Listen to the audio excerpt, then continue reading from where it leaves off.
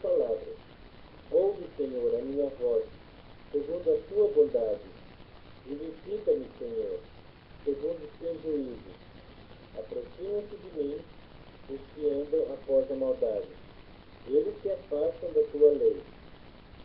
Tu estás perto, Senhor, e todos os teus mandamentos são verdade. Quanto às tuas prescrições, há muito sei que as estabeleceste para sempre.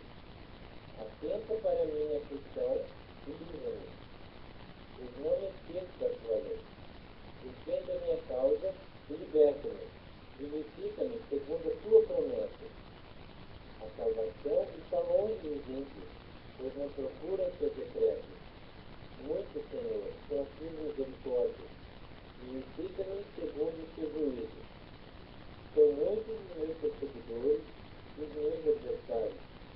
Não me desvio, porém, dos teus testemunhos. Vivos e fiéis que têm tido desgosto, porque não guardam a tua palavra. Considera-me como estremeço os teus preceitos. Vivifica-me, ó Senhor, segundo a tua bondade. As tuas palavras são, em tudo, verdade desde o princípio. E cada um dos teus justos juízos dura para sempre. Príncipes me perseguem sem causa.